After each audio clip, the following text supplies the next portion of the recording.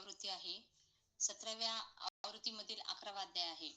प्राणोजस्तव प्राणायाम. हा अध्याय सुरुवातीला लोपाताईने घेतला होता. दुसऱ्या वेळेस विवेक भैयाने घेतला होता. तिसऱ्या वेळेस नीलूने घेतला होता. चौथ्या वेळेस पाचव्या वेळेस गणेश भैयाने घेतला होता. 6व्या वेळेस प्रियंकाने, 7व्या वेळेस मी घेतला होता. 8व्या वेळेस चांडक मॅडमने घेतला होता. 9व्या वेळेस डॉक्टर संगीताताईने घेतला होता. 10व्या वेळेस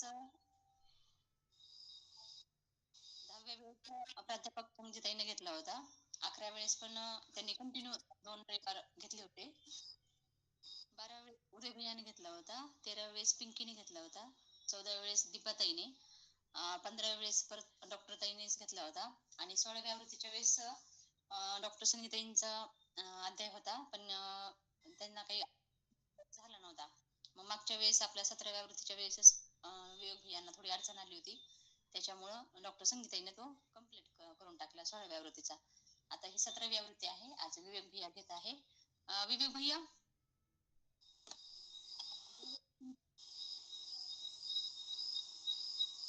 सर्वांना प्रणाम. गुरुजींच्या ज्ञान सांगेन सहज विज्ञानेसी या सूत्र ग्रंथामध्ये 11वा अध्याय आज आपण घेणार आहोत. प्राण ऊर्जेस्तो प्राणायाम.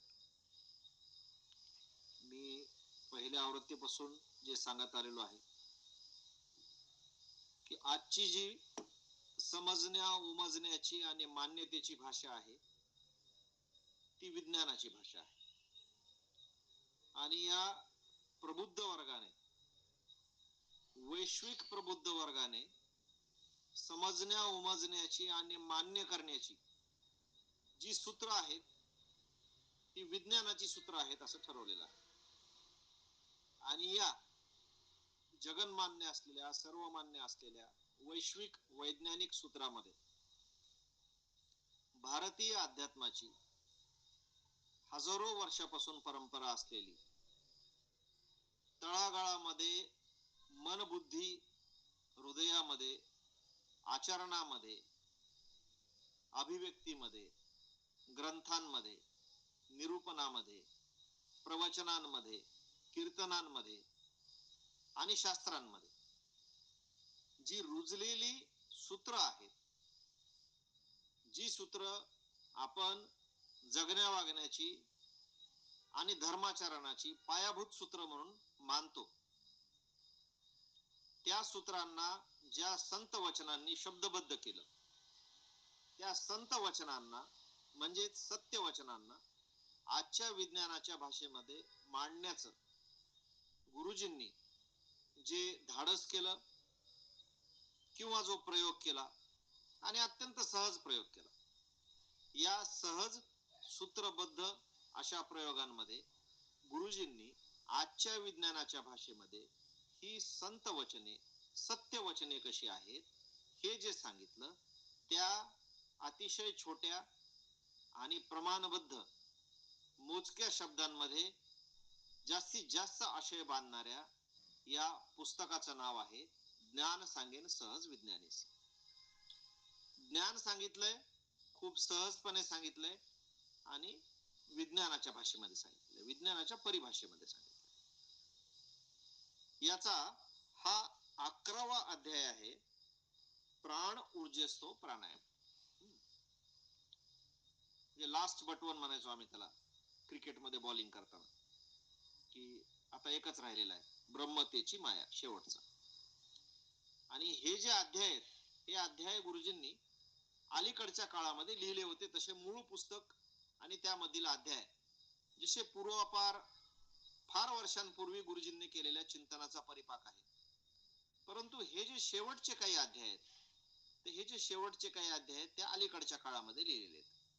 अलीकडच्या काळामध्ये गुरुजींनी अध्यात्माचे जे प्रयोग केले, जे प्रमाण त्यांनी प्राणायाम दिलेल्या मुलांमध्ये बघायला मिळाले, जे अनुभवांचे वैविध्य या मुलांच्या वाट्याला आलेलं गुरुजींनी पाहिलं, ऐकलं, त्याचं निरीक्षण केलं, त्याला प्रभूंनी त्यांना जी जी विश्लेषणं दिली, त्या विश्लेषणांच्या आधारे मूळ पुस्तकामध्ये, मूळ सूत्र ग्रंथामध्ये काही अध्याय गुरुजींना वाढवावे वाटले आणि त्यांना असं वाटलं की या ग्रंथाचा ते सुद्धा एक अविभाज्य भाग असले पाहिजेत. त्यापैकी एक हा अध्याय आहे, प्राण ऊर्जेस्तो प्राणायाम.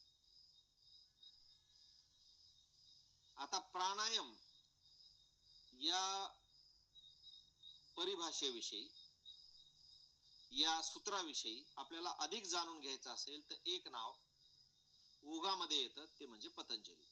पतंजलीची योगसूत्रे. असे अनेक प्राचीन संत होऊन गेले या भारत भूमीमध्ये की ज्यांनी या विषयाचं फार वैज्ञानिक पद्धतीनं अतिशय सूक्ष्म असं निरीक्षण केलं, चिंतन केलं. नवे नवे ते हे सगळे सूत्र जगले. जगल्यानंतर त्यांनी ते मांडले आणि त्यांनी जे मांडलं तर ते अनेक वर्ष त्यांनी केलेल्या प्रयोगांचा परिपाक असा होता.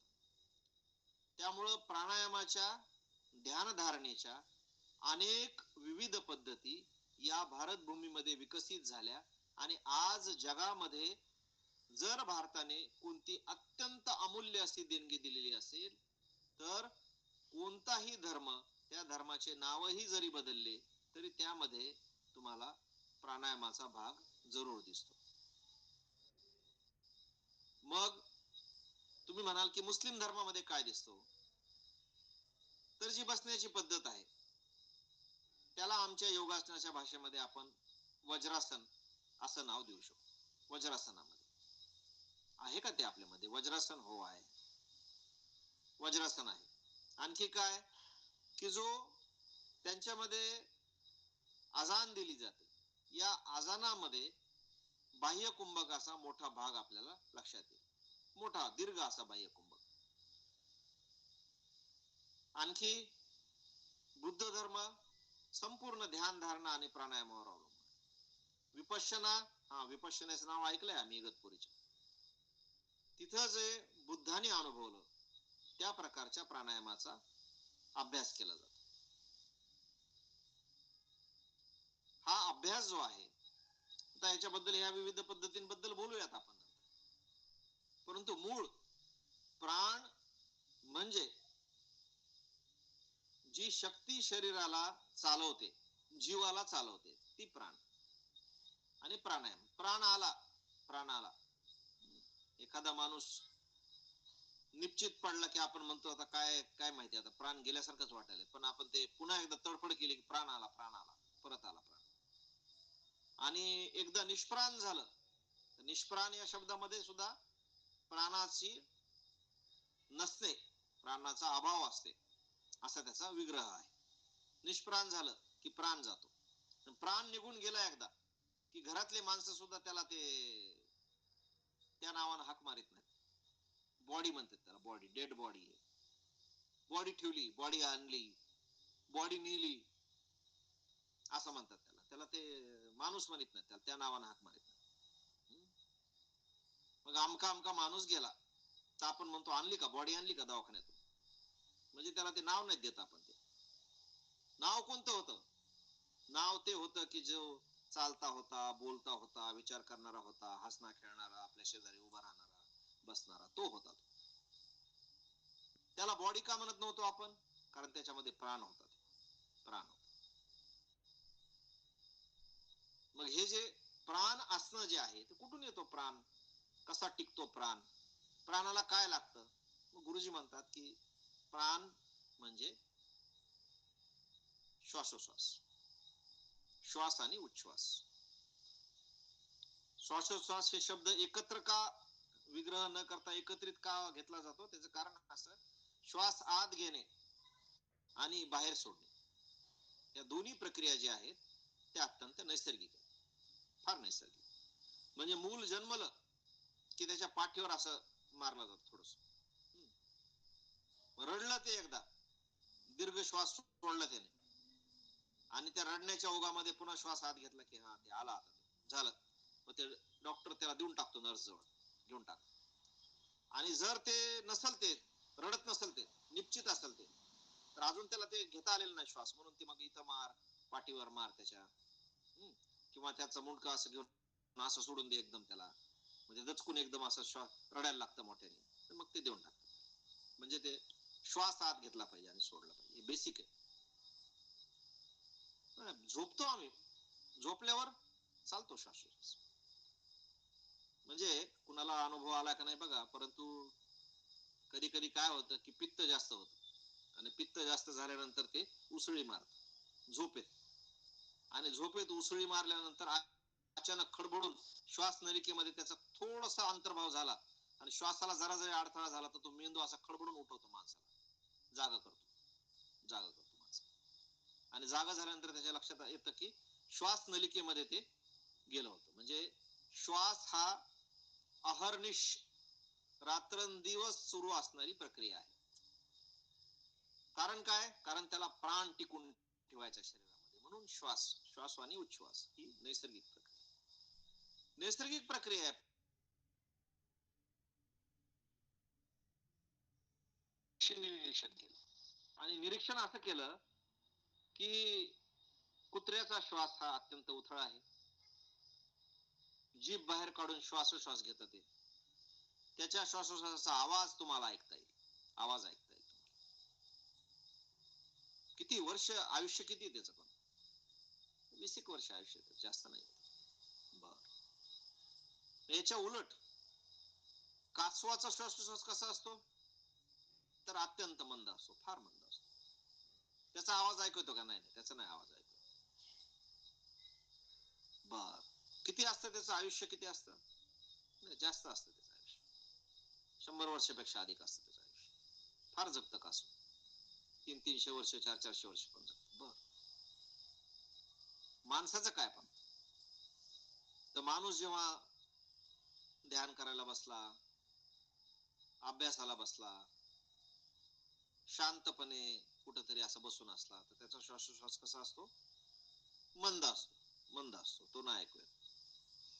पण भांडणं सुरू झाले तिकडे बाहेर, भांडणं सुरू झाले तर ते भांडणं देणाऱ्यांचा श्वासोश्वास असा जोरजोरात सुरू असतो, असा छातीचा भाता असा खालीवरी व्हायला, मुठी वळलेल्या, शिवीगाळ सुरू, आणि असं श्वास वाढलेला, जोरात श्वास वाढलेला. आणखी विकार जर तीव्र झाले, विचार हे विकृतीमध्ये बदलले आणि विकार जर तीव्र झाले, तो पण श्वास वाढतो, उथळ श्वास चालतो, उथळ श्वास.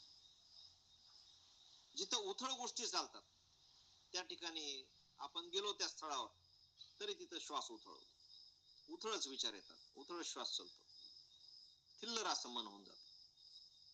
मंदिर आहे, ध्यान मंदिर आहे, अशा ठिकाणी आपण गेलो तर आपोआप श्वास असं मंद होतो, बसा वाटतं, शांत बसा वाटतं, विक्षेप नको वाटतो, आजूबाजूला गोंधळ नको वाटतो, गर्दा नको वाटतो, नाच गाणं नको वाटतं.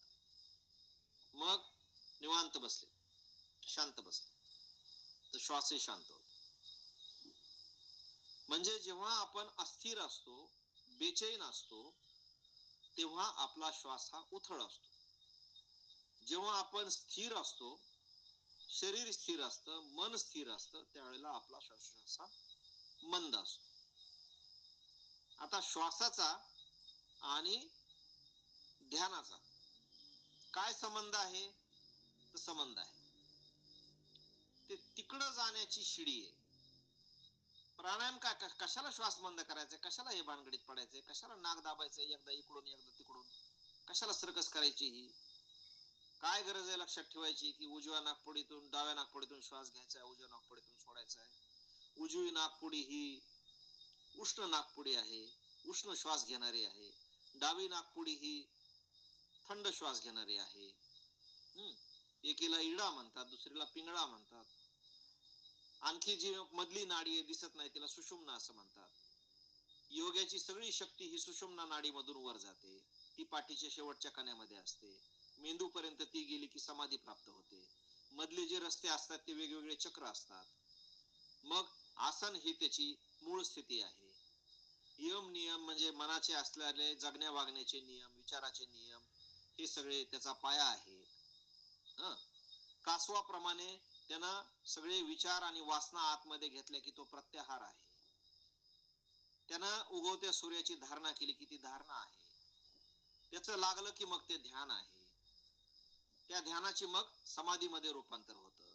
म्हणजे करणारा, प्रक्रिया आणि जे साध्य आहे ते एकमेकांमध्ये विलीन झालं की मग समाधी लागते. मग आपण कोण आहोत, कुठे बसलेलो आहोत, काय करत आहोत, हे सगळं माणूस विसरून जातो. साधक विसरून जातो. साधक, साधना आणि सिद्धी हे एकमेकामध्ये विलीन होतात. आणि ते एकमेकामध्ये विलीन झाले की सिद्ध झाली ती साधना. नाही, प्राणायामाचा काय संबंध आला पण ह्याच्यामध्ये? गुरुजी असं सांगतात की सगळे जीव या सृष्टीमध्ये हे प्राणावर जगतात आणि प्राण टिकवण्यासाठी ते श्वासोश्वास घेतात. मग माणूस घेतो ऑक्सिजन O2, सोडतो CO2. वनस्पती काय घेतात? पण वनस्पती घेतात बघा, निसर्गाचं चक्र कसं आहे एकदम भारी, की आपल्याला O2 देण्यासाठी ते CO2 घेतात. आपण जे टाकलंय तो त्यांचा प्राणवायू आहे. ते CO2 घेतात आणि सोडतात काय? O2. म्हणून ऑक्सिजन साठी आसपास एकदम असे भारी झाडं असले पाहिजे, छान हिरवळ असली पाहिजे, मस्त माणूस एकदम त्याच्यातून ऑक्सिजन घेतो छान असं. आपल्याला प्राणवायू मिळतो. तुळशीपासून प्राणवायू मिळतो, तुळस लावतो आपण. तर हे जे आहे O2 CO2 जे चक्र आहे, तर हे आणखी कशात आहे पण? तर गुरुजी असं म्हणतात की सूक्ष्म विज्ञान असं सांगेल की अणुरेणू सुद्धा हे प्राण घेणे, श्वास घेणे आणि सोडणे हे करतात. श्वास कोणता घेतात मग? ते O2 CO2 काय कोणता? तर तो प्रकाश ऊर्जा घेतात आणि प्रकाश ऊर्जा सोडतात. मग अल्फा, बीटा, गॅमा असे ते प्रकाश कण आहेत की ते घेणं आणि सोडणं ही प्रक्रिया कायम सुरू असते, जो काही अणुरेणू असेल त्याची. प्रकाश ऊर्जेवर ते जगतात, प्रकाश ऊर्जेवर ते जगतात. अंधारात नाही वाढत झाड. एखादं मनी प्लांट सारखं असेल सावलीत वाढणार, शेड लविंग म्हणतो आपण त्याला, सावली प्रिय असणार. परंतु निवळच तिथं काय एकदम अंधार गुडूप असेल तर मला नाही वाटत एखादं राहत असेल. गुडूप अंधारात नसेल वाढत. तर हे जे प्रकाशाचं असणं जे आहे, घेणं जे आहे, हा एक श्वासोश्वासाचा प्रकार. मग गुरुजींना कोणीतरी असं म्हणालं की मंगळावर जीव नाहीये. त्याचं कारण असं आहे की मंगळावर तर O2च नाहीये तुमचा, तिथे तर नायट्रोजन आहे. मग गुरुजी असं म्हणाले की मग तिथले जीव नायट्रोजन घेत असतील, तो त्यांचा प्राणवायू असेल. कारण प्राणवायू तर निश्चितपणे ते घेत असले पाहिजे कुठल्या ना कुठल्या पद्धतीने. आणि तिथं जर जीव असेल तो नायट्रोजन घेईल आणि सोडेल. म्हणजे श्वास घेणं आणि सोडणं ही एक अटळ अशी प्रक्रिया आहे. आणि जे कोणते जीव आहेत, उत्क्रांत जीव माणसासारखा असेल तर तो स्पष्टपणे श्वास घेताना दिसतो, कुत्रा श्वास घेताना सोडताना दिसतो, कासव श्वास घेताना सोडताना दिसतो, वनस्पती श्वास घेतात आणि सोडतात, हे जगदीशचंद्र बोसांनी सिद्ध केलेलं. वनस्पती श्वास घेतात आणि सोडतात, श्वासोच्छ्वास करतात. माणूस झाला, वनस्पती झाला. गुरुजींनी सांगितलं की अणुरेणूंची ही प्रक्रिया प्रकाशाच्या श्वास घेणे आणि सोडणे याने निश्चित होते. प्रकाश ऊर्जा घेतात आणि प्रकाश ऊर्जा सोडतात. मंगळावरचे जीव सुद्धा ते निश्चितपणे घेत असले पाहिजे असा गुरुजींचा दावा आहे आणि तो वैज्ञानिक सिद्धांतावर अवलंबून आहे. नव पण ह्याचा आणि ध्यानाचा काय संबंध? ह्याचा आपल्याशी काय संबंध? का बरं आपण हे बघायला लागलो?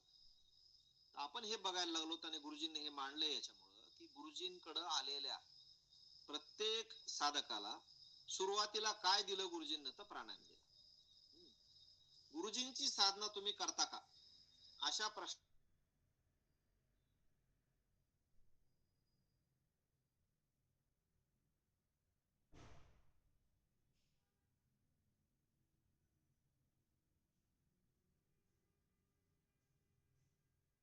आणि प्राणायाम करता का, प्राणायाम घेतलाय का आणि प्राणायाम करताय का हे आपण वापरू. नाही, प्राणायाम आपण घेतलाय म्हणजे ह्याचा अर्थ काय की ते गुरुजींकडून शिकलोय, आपण दीक्षा घेतली गुरुजींकडून. नाही, पण करता का प्राणायाम? कसं करायचं प्राणायाम? गुरुजींनी सांगितलेलं आहे की सकाळी सूर्योदयाकडे, सायंकाळी सूर्यास्ताकडे. जिथं चलबिचल मन होणार नाही, जिथं भीती असणार नाही, जिथं आपल्याला ध्यान करताना बघून कोणी बघणार नाही, हसणार नाही, अशी एक जागा जिथं आपल्याला फार निर्भयपणे चांगल्या पद्धतीने ध्यान करता येईल.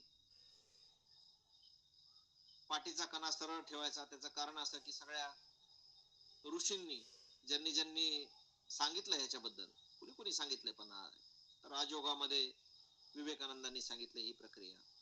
आणखी काय, आणखी माऊलींनी सांगितलेली आहे 6व्या अध्यायामध्ये ज्ञानेश्वरीच्या. तर ह्यांनी सांगितलं की कशा पद्धतीने ते केलं पाहिजे. जागा कोणती निवडायची, काय केलं पाहिजे, कसलं अन्न खाल्लं पाहिजे, कसले विचार केले पाहिजे, खूप सूक्ष्म गोष्टी सांगितलेल्या ज्या ज्या याला सहाय्यभूत होऊ शकते. प्राणायामाचं विवेकानंदांनी काय सांगितलंय?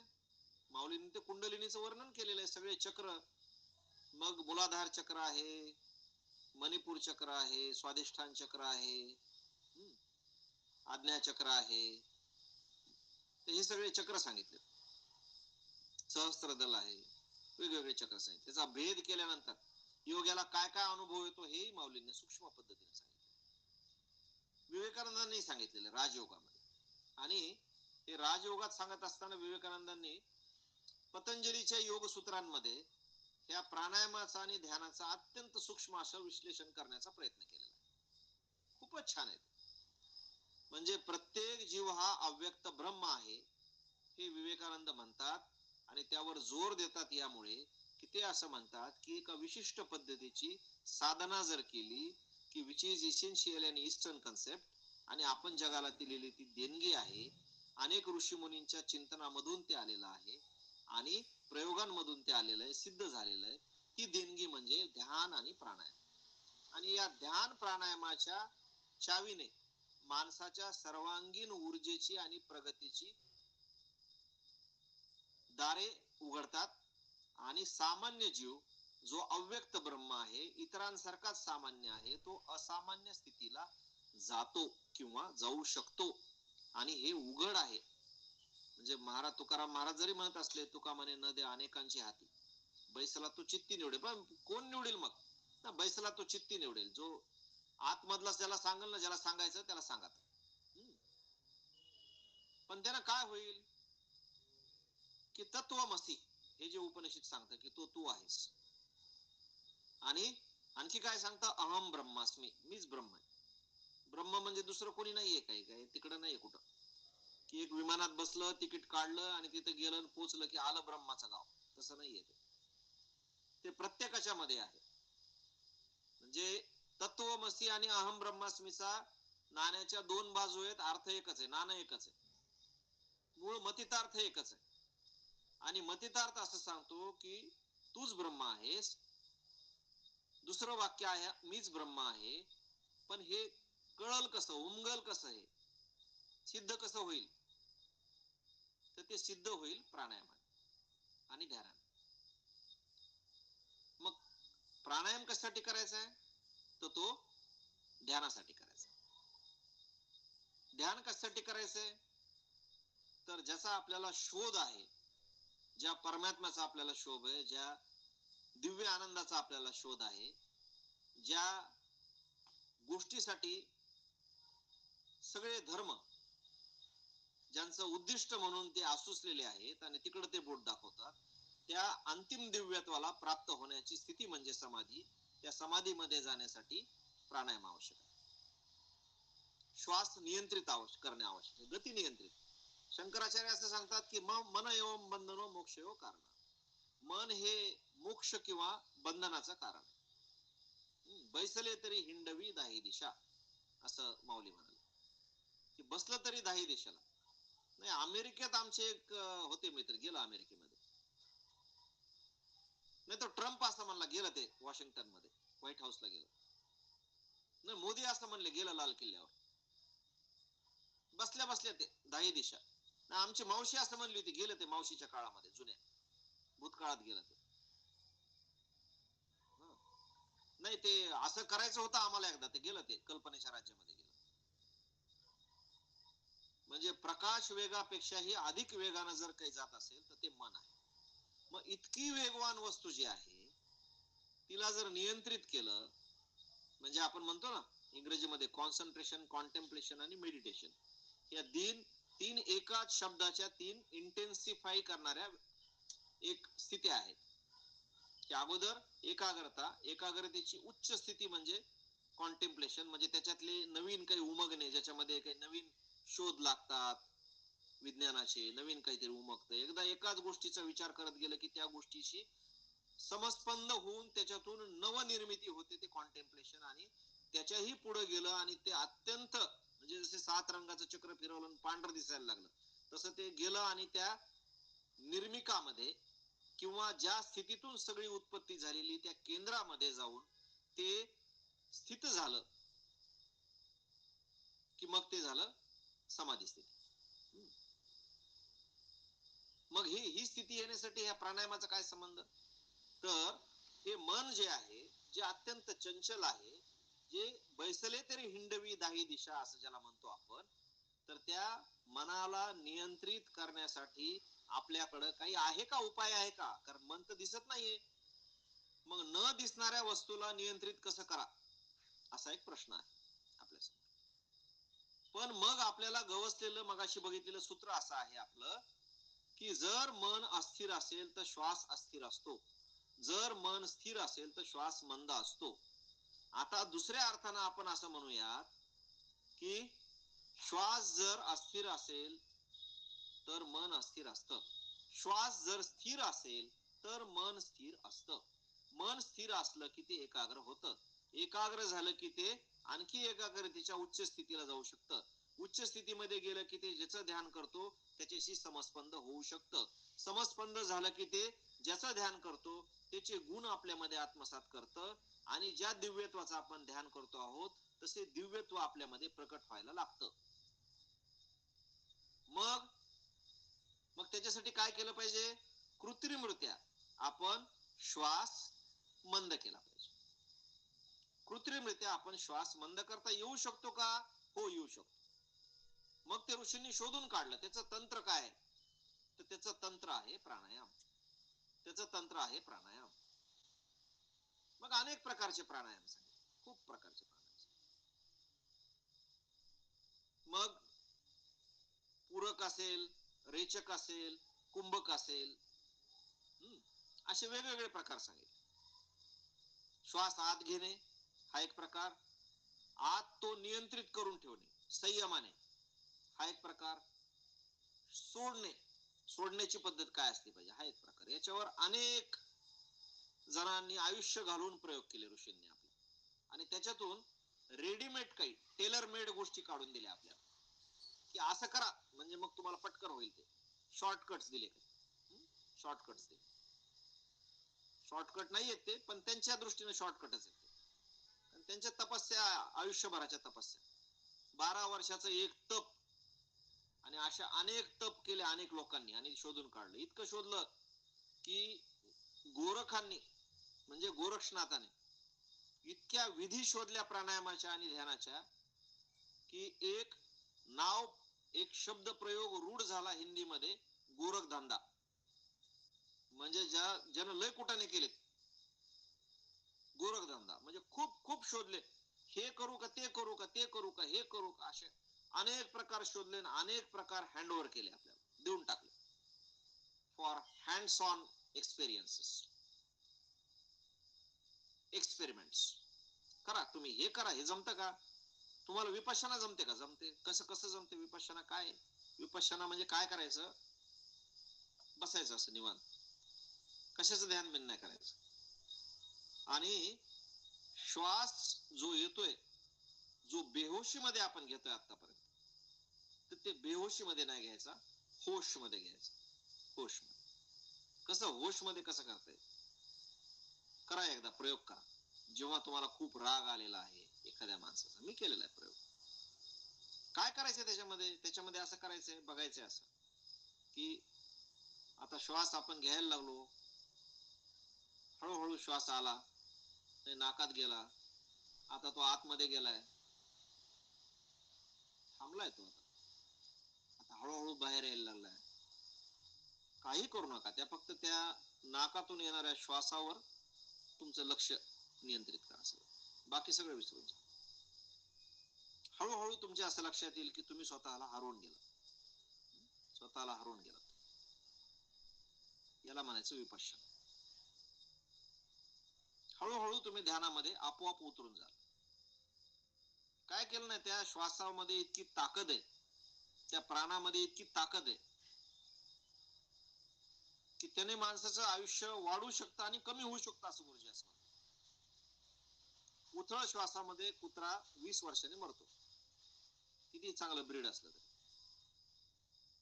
मंद श्वसनामुळे कासव शेकडो वर्ष जगतो. मग श्वास जर नियंत्रित केला तर माणसाचं आयुष्य हे वाढतं. श्वासात माणसाचं आयुष्य वाढतं, मंद श्वसनामध्ये माणसाचं आयुष्य वाढतं. पण गुरुजी सांगायचे की रोग झाला असेल तर नुसतं मंद श्वसन जरी केलं तरी रोगमुक्ती होऊ शकते, इतकी ताकद आहे त्याच्यामध्ये, नुसतं मंद श्वसन जरी केलं तरी. श्वसनावर लक्ष म्हणजे इतर ठिकाणी येऊन आपलं मन काय होतं, ते विलग होतं आणि श्वसनावर केंद्रित होतं. श्वास काय करतो, प्राण जपतो, प्राण आणतो. आपण म्हणतो ना, जीव आला हो त्याच्यामध्ये, जरा असं काहीतरी काम करा, त्याच्यामध्ये जीव असला पाहिजे. म्हणजे हे प्राण जो आहे तो श्वासोच्छ्वासाच्या रूपाने ऊर्जा आणतो, चैतन्यमय होतो माणूस. आणि हे चैतन्य येण्यासाठी मग प्राणायाम आहे. मग गुरुजींनी सांगितलं की चैतन्य, मग डाव्या नाकपुडीतून श्वास घ्यायचा, हे जे गुरुजींनी सांगितलेलं हे आपल्या भारतीय उष्णकटिबंधातल्या प्रदेशाला समतुल्य किंवा यथायोग्य असं जे आहे ते आहे, की ऑलरेडी आपण उष्णकटिबंधातल्या प्रदेशामध्ये राहतो, इथं उष्ण वातावरण असतं, शरीर आपलं उष्ण आहे. त्याच्यामुळे जी उष्णता आता ऊर्जा आपल्याला घ्यायची आहे ती चंद्रनाडीतून घ्यायची, म्हणजे डाव्या नाकपुडीतून घ्यायची, चंद्रनाडीतून. खूप सर्दी झालेली असेल, अत्यंत थंड ठिकाणी जर तुम्ही असाल तर तुम्ही उजव्या नाकपुडीतून क्वचित वेळा श्वास घेण्याचा प्रयोग करू शकता, उष्णता निर्माण करण्यासाठी शरीरामध्ये. डाव्या नाकपुडीतून रोज घ्यायचा आपल्याला श्वास, घ्यायचा आहे, उजव्या नाकपुडीतून सोडायचा आहे. डाव्या नाकपुडीतून घेत असताना जेवढा वेळ लागला त्याच्यापेक्षा दुप्पट वेळ अतिशय मंदपणे, गुरुजींच्या भाषेत अत्यंत मंदपणे श्वास घ्यायचा आणि अत्यंत मंदपणे सोडायचा. विवेकानंदांचा राजयोग तुम्हाला असं सांगेल की हा नाडी शुद्धी प्राणायाम आहे. नाडी शुद्धी प्राणायाम हा बेसिक प्राणायाम आहे असं त्यांचं म्हणणं आहे. हा बेसिक प्राणायाम आहे आणि या बेसिक प्राणायामाने नाडी शुद्ध होते आणि योगाचा पाया रचला जातो असं विवेकानंद राजयोगामध्ये म्हणतात.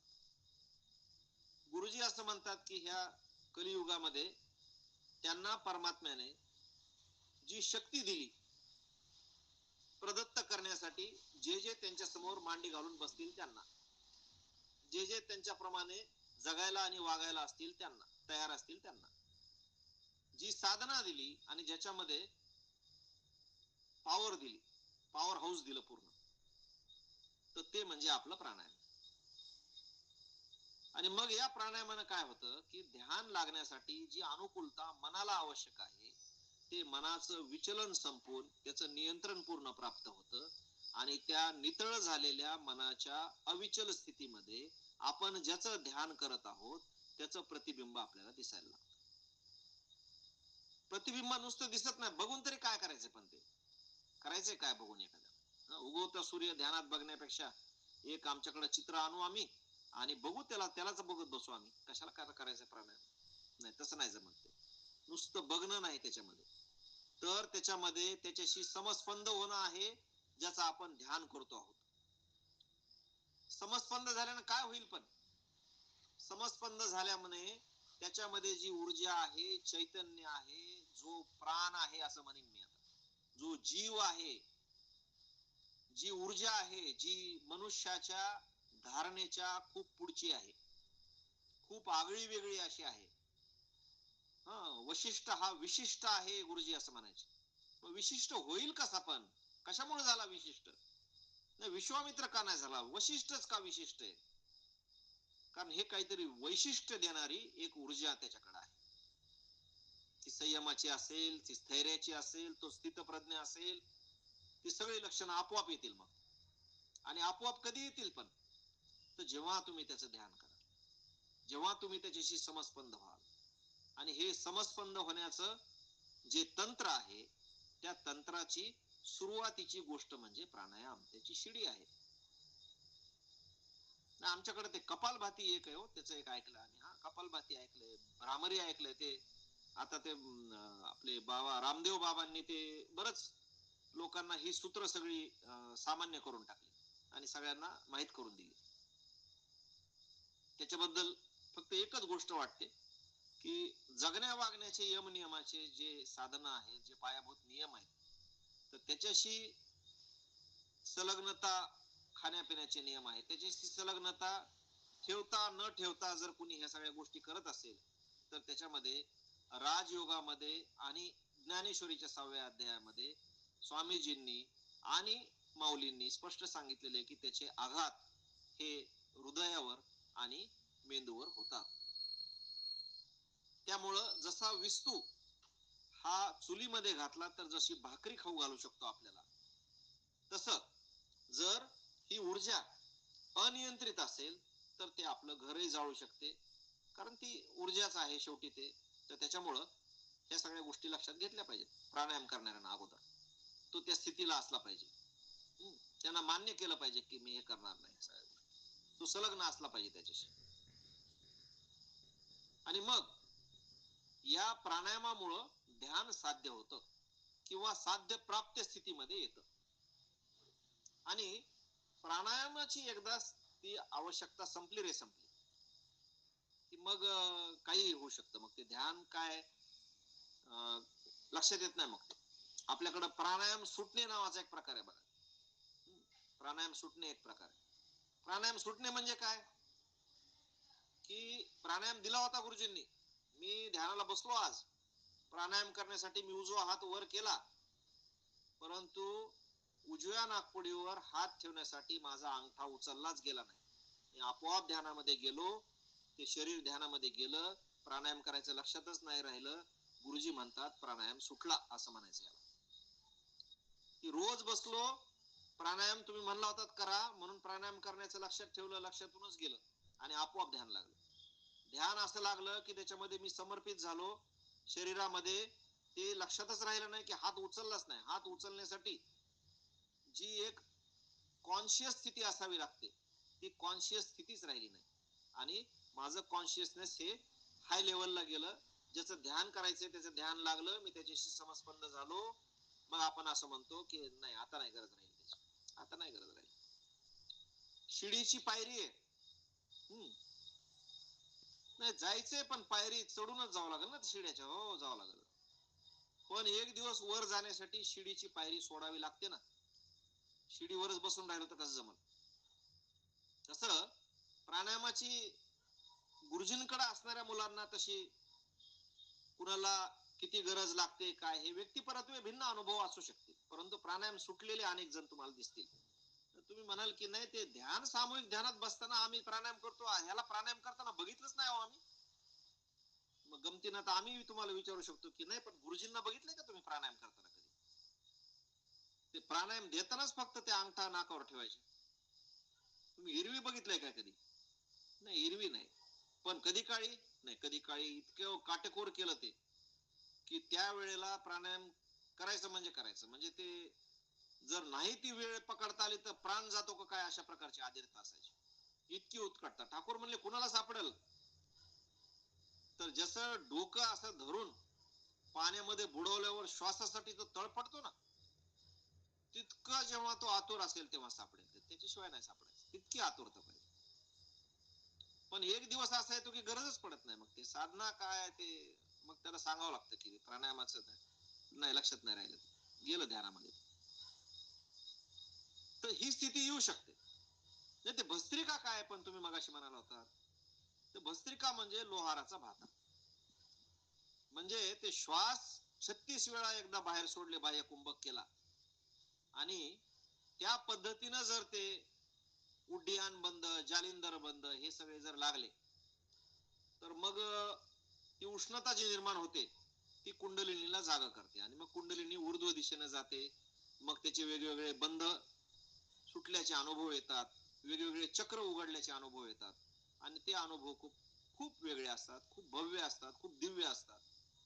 आणि त्याच्यातून मग माणसाला वेगवेगळे दृष्टांत व्हायला लागतात, काही काही दिसायला लागतं, काही काही ऐकू यायला लागतं. नाही पण तुम्हाला काही झालंय का सांगा ना.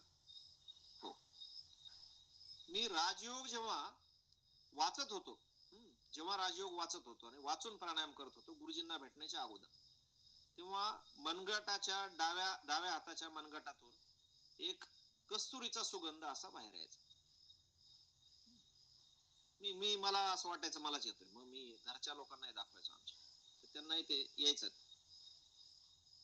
बर, मग आणखी काय सांगितलंय माऊलींनी? काय सांगितलंय माऊलींनी? सांगितलंय की समुद्रा पलीकडचे देखील, पलीकडचे दिसत समुद्राच्या. दुर्बिणीनं नाही दिसत, पण आम्हाला दुर्बिणीनं ते पृथ्वीची वक्रता मध्ये येते ना, असं म्हणतात गुरुजी. दुर्बिणीनं नाही दिसायचं, पण कुणाला दिसेल? योग्याला दिसेल.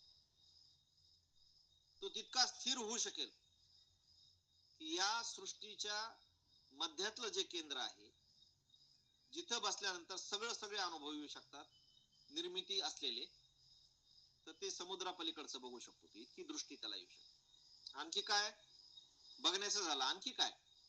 स्वर्गीचा आलोचक ऐक, तिथं काय चालली कुजबुज तिथली कुजबुज ऐकू शकतो. बघूही शकतो आणि ऐकूही शकतो. दिव्यत्व प्राप्त झालं त्याला, दिव्य दृष्टी म्हणतो. दिव्य दृष्टी तेव्हा प्राप्त झाली. ते ठीक आहे, शास्त्रामध्ये सांगितलंय माऊलींनी. आपल्याकडच्या कोणाला आला का अनुभव? सांगा बरं. आपल्याकडचे आले. मी प्राणायाम दिलेल्या औरंगाबादचे अभय चव्हाण, त्यांना ते आलेले.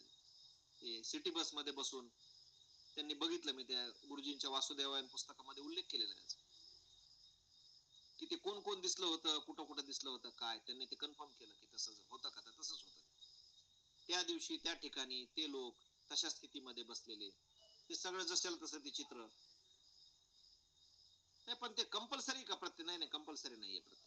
प्रत्येकाला येतो का? येऊ शकतो असं म्हणेन.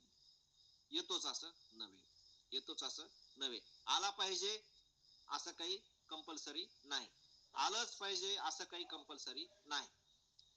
जितके व्यक्ती, जितके साधक या विश्वामध्ये जन्मलेले आहेत, जे साधना करतात, त्या प्रत्येकाचा डीएनए असेल, त्या प्रत्येकाचं सॉफ्टवेअर असेल, त्याचे गुणदोष असतील, हे जसे भिन्न भिन्न असतात, व्यक्तिपरत्वे त्याच्यामध्ये जशी भिन्नता असते, त्याच्या विकासासाठी जे जे आवश्यक आहे ते अनुभव त्याला अध्यात्मामध्ये येतात. त्याला आमक्याला आला तोच अनुभव आला पाहिजे असं नाही. म्हणून संत महंत शास्त्रामध्ये जे सांगितले ते अनुभव मात्र सिद्ध आहे, ते आलेले अनेकांना. बर, आणखी काय माऊली काय म्हणले? अजून दिसण्याचा विषय एक बोलले. आणखी नाही, ते ऐकण्याविषयी एक म्हणले. आणखी ओळखी मनोरथ मुंगियाचे. मनोरथ तर आम्हाला ओळखू येतं हो. त्या माणसाचं माझ्याविषयी काय मत आहे मला विचारा ना, मी सांगतो तुम्हाला. न बोलता त्याच्या चेहऱ्यावरून ओळखू आलं ना मला की त्याच्याविषयी माझ्याविषयी काय मत आहे. त्याची वासनाच अशी चांगली वाईट आहे. नाही, एखाद्या मानते प्रसन्न हसलं माझ्याकडे बघून, मला चांगलं वाटलं. ते त्याची माझ्याविषयी चांगली भाव. एखाद्याची मैत्र भावना नाहीये माझ्याविषयी, शत्रू भाव आहेत त्याच्या मनामध्ये. नाही, कसं ओळखील? काय म्हणलं ते तुम्हाला? नाही, काय म्हणायची गरज नाही, ते ओळखू येतं तसं.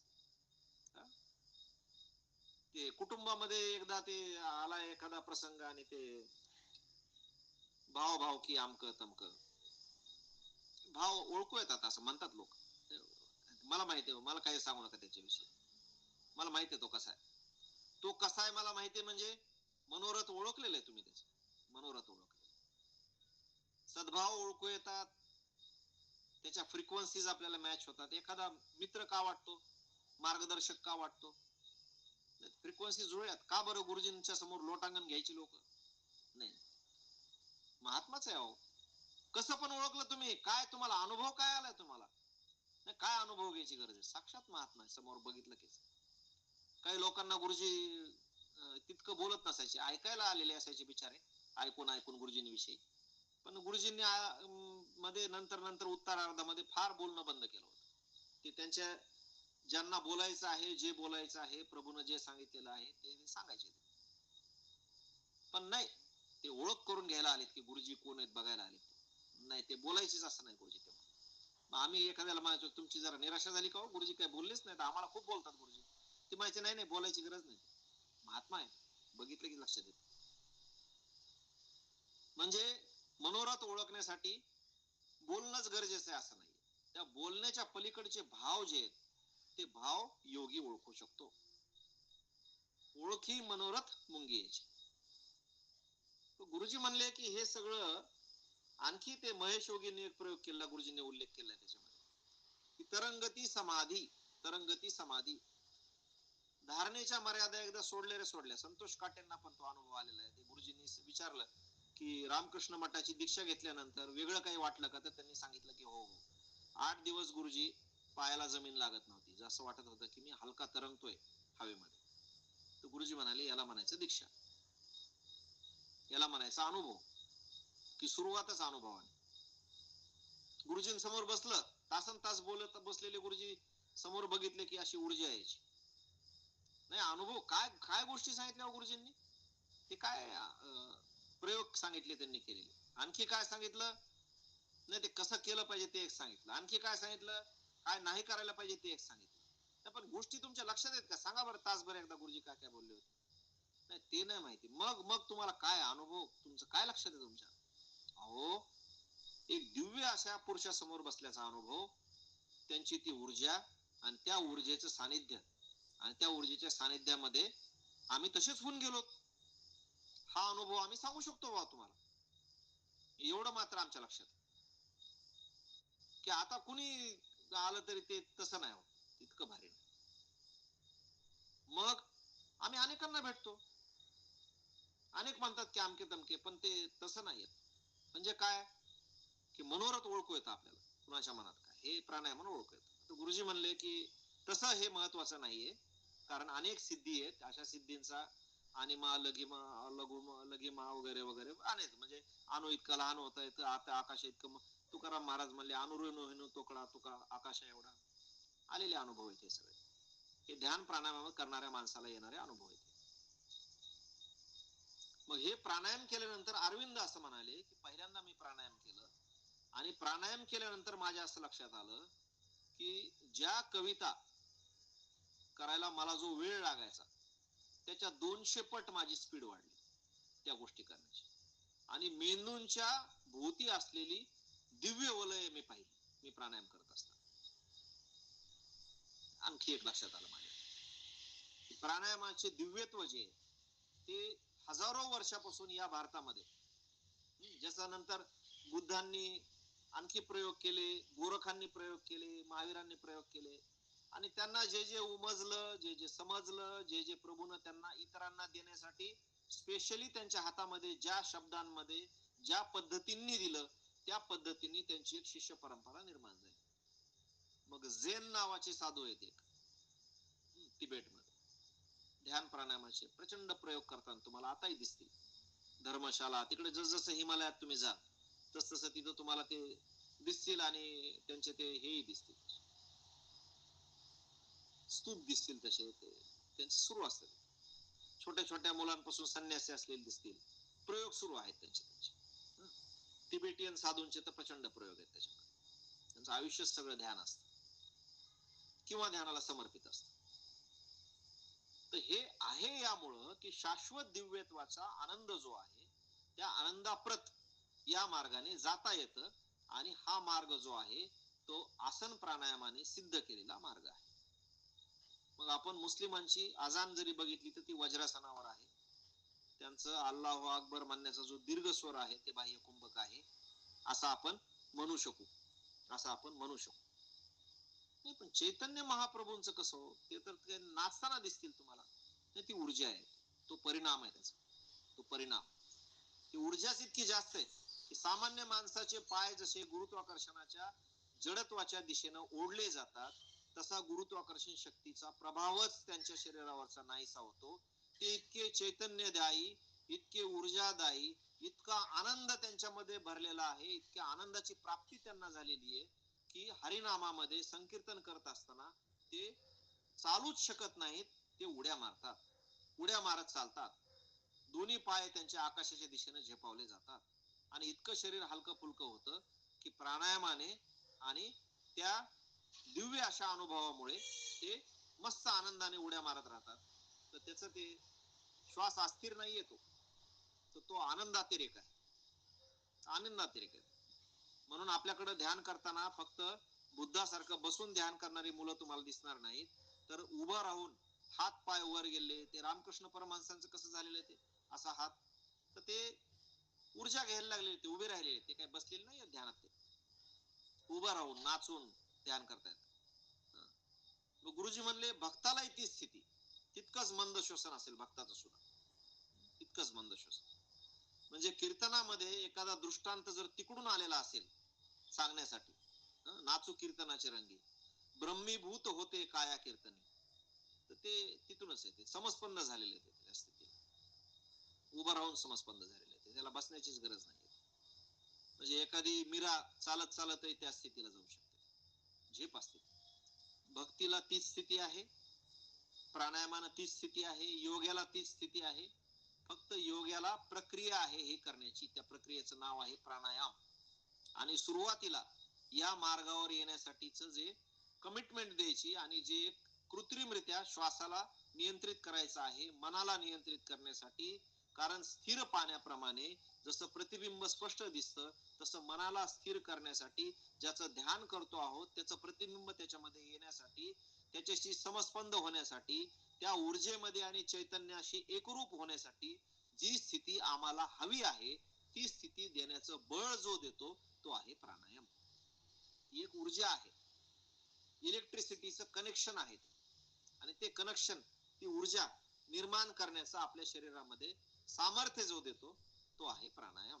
म्हणून प्राणायाम करायचा आहे, म्हणून तो विशिष्ट वेळेला करायचा आहे, म्हणून तो विशिष्ट वेळेला वेळ न चुकू देता करायचा आहे, म्हणून त्याला तितकं महत्व द्यायचं आहे. सुरुवात त्याने होते, तो पाया आहे आपल्या साधनेचा. म्हणून आपण त्याला गुरुजींकडून प्राणायाम घेतला का, तुम्ही आता प्राणायाम करता का असं आपण म्हणतो. तो प्राणायामात आहे का असं आपण म्हणतो. म्हणजे तो करतोय का साधना, साधना सुरू आहे का त्याची, असं म्हणण्याचा त्याचा अर्थ आहे. भावार्थ त्याचा तसा आहे. शब्दार्थ जरी प्राणायाम असेल तरी ती सुरुवात आहे, मूळ पाय आहे.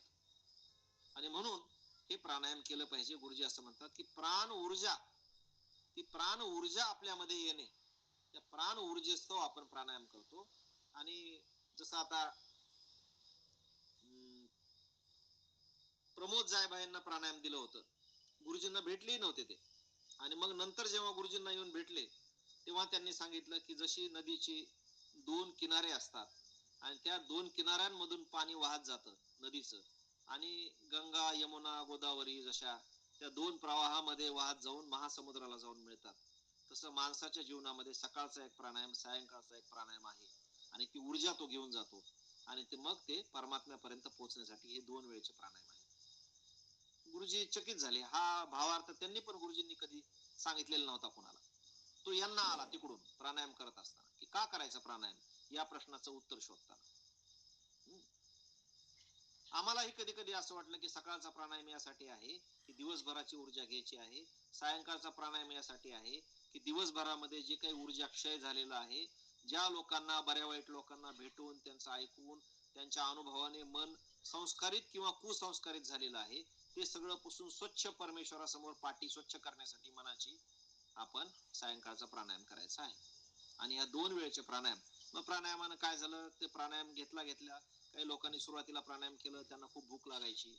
काही लोकांनी प्राणायाम केलं, त्यांची जुनी सर्दी गेली, ॲलर्जिक कोल्ड गेलं. काही लोकांनी प्राणायाम केलं की त्यांना अत्यंत उत्साही, चैतन्यमय, हे सगळ्यांना वाटतं. सुरुवातीला उत्साह, चैतन्य वाटतो, ते बेसिक अनुभव आहे. आणि माणसाला विश्वास बसायला लागतो की अध्यात्म नावाची गोष्ट जी आहे ती कलियुगामध्ये, जिथं काहीच खरं नाही कशाचंच, असं जेव्हा सर्वमान्य नियम असल्यासारखा आसपास वाटतो, तिथं शाश्वत काहीतरी हजारो वर्षापासून या परंपरेमध्ये चालत आलेलं आहे, आणि ते चालत आलेलं शाश्वत काहीतरी देण्यासाठी आपल्याशी, ते आपल्या जवळ गुरुजींनी दिलेलं सज्ज आहे, ते म्हणजे प्राणायाम. आणि हे जे प्राण ऊर्जा जी आहे, ते प्राण ऊर्जा येण्यासाठी, त्याच्यासाठी हा प्राणायाम करायचा आहे. मला असं वाटतं की खूप बोलता येईल, माझा अत्यंत आवडता असा विषय आहे प्राणायाम. खूप प्रेम केलेलं आहे मी प्राणायामावर, ध्यानावर. तर आजच्या या घडीला गुरुजींनी जे काही जे शब्दांमधून सुचवलं ते आपल्या समोर मांडलं. हे प्राणायाम ज्यांनी ज्यांनी शोधलं, त्या सगळ्या ऋषींना, ज्यांनी हे विकसित केलं, ज्यांनी जगासमोर मांडलं, ते विवेकानंद असतील, पतंजली असतील, ज्ञानेश्वर माऊली असतील, आणि आपल्या समोर याची देही याची डोळा अत्यंत प्रेमाने आपल्याला ज्यांनी हे दिलं ते आपले गुरुजी असतील, आणि प्राणायाम करणारे आपण सर्व, या सर्वांना मी विनम्र अभिवादन करतो आणि या ठिकाणी वाणीला विराम देतो. जय हो ठाकूर की, जय हो गुरुजी. खूप खास विवेक भैया सांगितलं, एकदम सहज, शांत, असं ऐकावंच राहावं असं वाटत होतं. कुठेही खंड नव्हता तुमच्या बोलण्यामध्ये पण, आणि आमच्या ऐकण्यामध्ये पण मला असं वाटतं कोणाच्याच खंड नसेल. खूप छान झालं. धन्यवाद माऊली. हे रेकॉर्ड केलंय का हो? हो, केलंय केलंय. बरं. हो हो. अं, मीरा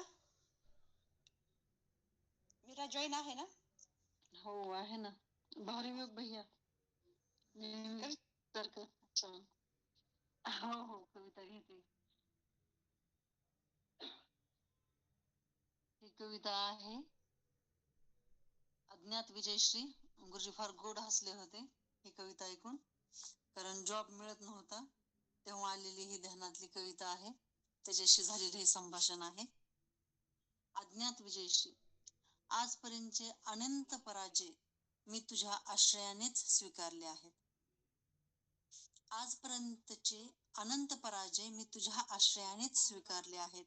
प्रत्येक पराजयात मी तुझ्याकडेच पाहिले की प्रभू, हा माझा शेवटचाच पराजय असेल. आणि आता तर बघ, आयुष्याचा सूर्य माथ्यावरून ढळला आहे, तरीही तू कुठल्याशा क्षणाची प्रतीक्षा करीत बसला आहेस. आता तर बघ, आयुष्याचा सूर्य माथ्यावरून ढळला आहे, तरीही तू कुठल्याशा क्षणाची प्रतीक्षा करीत बसला आहेस. लोकही आता माझ्याकडे शंकेने पाहू लागले आहेत. त्यांच्या शंकेची मूळ ही तूच आहेस, कारण ते जाणतात की मी तुझी आहे. पण तू माझ्याबरोबर असल्याचे कुठलेसे भौतिक चिन्ह त्यांना दिसत नाही. पण तू माझ्याबरोबर असल्याचे कुठलेसे भौतिक चिन्ह त्यांना दिसत नाही, तेव्हा त्यांचे नैराश्यपूर्ण मुखमंडल माझ्या अज्ञात विजयश्रीला आव्हान करते. तेव्हा त्यांचे नैराश्यपूर्ण मुखमंडल माझ्या अज्ञात विजयश्रीला आव्हान करते, ज्याचा ध्वनी अद्यापपर्यंत तुला हलवू शकला नाही, ज्याचा ध्वनी अद्यापपर्यंत तुला हलवू शकला नाही. जय हो गुरुजी. छान कविता होती, सुंदर.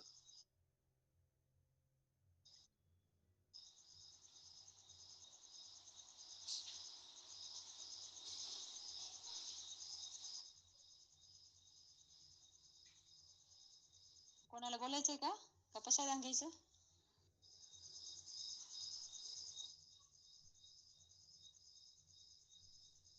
विवेक भैया, पसायदान घ्या. सगळे मंत्रमुग्ध झालेत. आता विश्वात्मके देवे, येणे वाग्यज्ञ तोषावे, तोषो निमज द्यावे पसाय दान हे. जे खळांची व्यंकटी सांडो, तया सत्कर्मरती वाढो, भूता परस्परे जळो, मैत्र दिवांचे दुरितांचे तिमिर जाओ, विश्व स्वधर्म सूर्ये पाहो, जो जे वांछिल तो ते लाहो, प्राणी जात वर्षत सकळ मंगळी, ईश्वर निष्ठांची मांदी आळी, अनवरत भूमंडळी भेट तू भूता, चला कल्पतरुंचे आरव, चेतना चिंतामणींचे गाव, बोलते जे अर्णव पियुषांचे, चंद्रमे जे अलांछन, मार्तंड जे तापहीन, ते सर्वे ही सदा सज्जन, सोय रे होतु किंबहुना सर्व सुखी, पूर्ण होऊन तिही लोकी, भजी जो आदि पुरुखी अखंडित, आणि ग्रंथोपजीवी विशेषी लोके, दृष्टादृष्ट विजय होवावे जी, एत म्हणे श्री विश्वेश्वराव, हा होईल दान पसाव, येन वरे श्री ज्ञानदेव सुखिया झाला, येन वरे श्री ज्ञानदेव सुखिया झाला. ओम देव शांती, अंतरिक्ष शांती, पृथ्वी शांती, रापः शांती, रोषधय शांती, वनस्पतय शांतिर्विश्वे देवा शांतिर्ब्रह्म शांती सर्व शांती शांतिरेव सामा शांतिरेधि ओम शांति शांति शांति ओम जय हो ठाकुर जय हो गुरुजी की